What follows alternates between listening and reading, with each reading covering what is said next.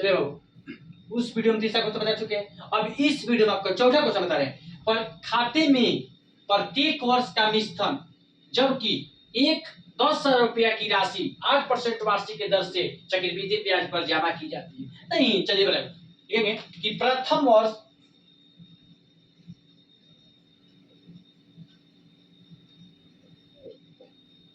वर्ष की राशि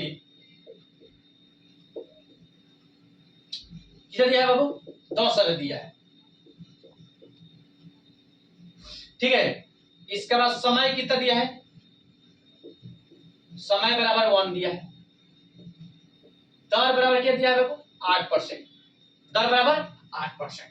ठीक है, चलिए अब लिखेंगे बाबू, दूसरे वर्ष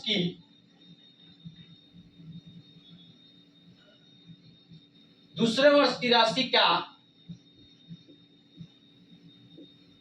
ब्याज। दूसरे वर्ष की राशि का ब्याज क्या हो जाएगा? मूलधन गुना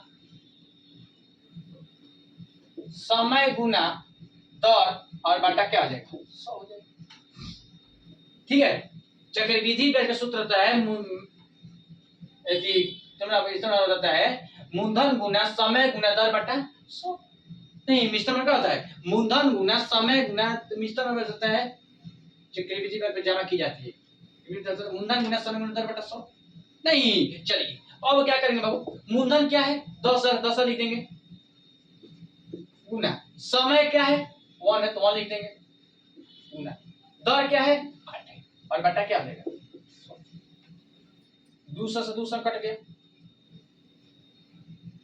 ठीक है, अब क्या करेंगे? इसमें गुना करेंगे। ठीक है, तो आपका 100 में 8 से गुना करेंगे, 10 पे अभी कह जाएगा 3 0 गुना 1 गुना 8 तो 200 कट गया। ठीक है, तो 100 में 8 से गुना करेंगे बाबू तो क्या हो जाएगा? 800 हो जाएगा। मतलब यह क्या हो जाएगा आपका? 800 क्या आ गया? 800 क्या आ गया? ब्याज आ गया। अब लिखेंगे बाबू, दूसरे वर्ष की राशि क्या हो जाएगा? प्रथम वर्ष की राशि क्या है? 10,000 है। अब दूसरे वर्ष की राशि कितना है? 800 है। तो क्या हो जाएगा? 10,800। मतलब क्या आ गया? दूसरे वर्ष का राशि आ गया। ठीक है, अब क्या करेंगे? अब तीसरे वर्ष का राशि का ब्याज निकालेंगे, फिर तीसरे वर्ष का राशि निकालेंगे। नहीं, चलिए बाबू, तो ये आपका हो गया A1 के मान। ठीक है, ये आपका हो गया दूसरे वर्ष का राशि आ गया कितना? ये आपका हो गया A2 के मान। अब आपको A3 निकालना है। अब क्या करेंगे? अब निकालेंगे तीसरे वर्ष की राशि का ब्याज।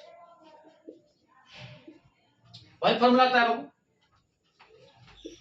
मूलधन गुना समय गुना दर और बाटा क्या? 100।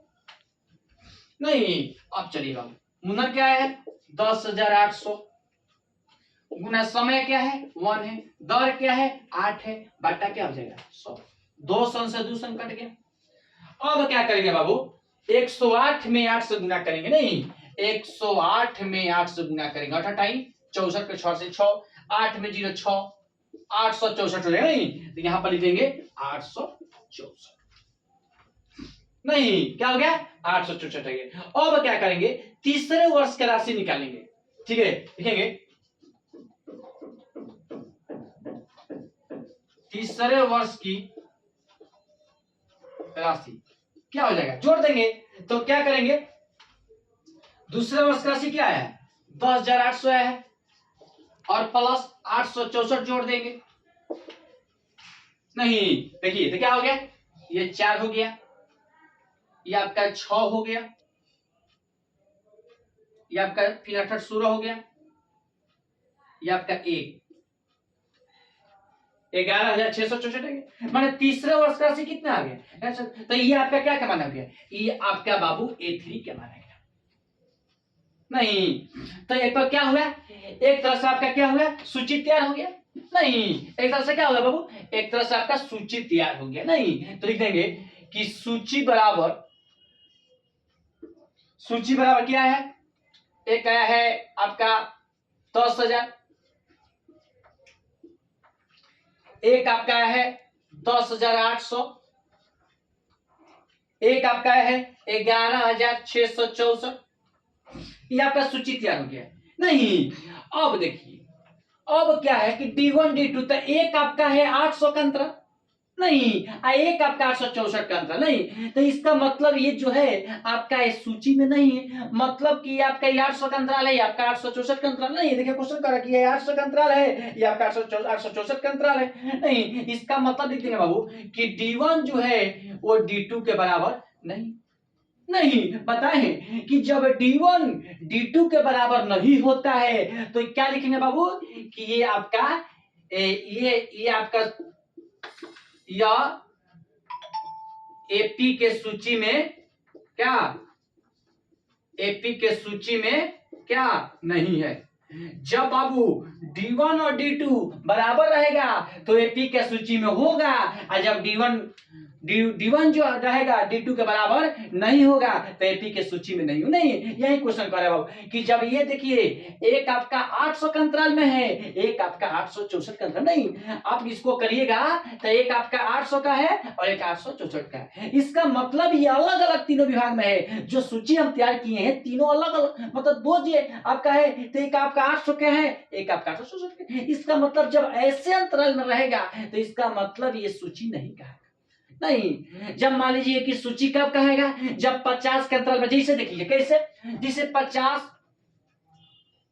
फिर 100, नहीं तो ये आपका 50 का अंतराल में, ठीक है। मान लीजिए कि पिन 250 में से 200 घटाना है तो ये भी 50 के अंतराल में, तो मतलब कि D1 का मान भी 50 आ गया और D2 का मान भी 50 आ गया। इसका मतलब ये सूची में है। जब 50 के अंतराल में चलेगा तो ये समझिए सूची में ये 50 के अंतराल में नहीं चल रहा है, एक 800 के अंतराल में चल रहा है, एक 864 के अंतराल में चल रहा है। तो ऐसे की सूची हम लोग नहीं कहते हैं। तो इसका मतलब ये कहेंगे कि जब D1 हो, D1 जो है D2 के बराबर नहीं, तो जब D1 है D2 के बराबर नहीं है तो ये सूची एपी में नहीं है। नहीं यही क्वेश्चन बाबू कह रहा है। तो ये भी आपका क्वेश्चन बहुत बढ़िया क्वेश्चन था, ठीक है। तो 5.1 में बाबू 1 से लेके 4 तक सवाल था, ये आपका खत्म कर चुके हैं। अब कल से बाबू आपको हम दूसरा क्वेश्चन बताएंगे, ठीक है। जब ए और डी के मान दे दिया है तो उसको हम लोग कैसे निकाल सकते हैं।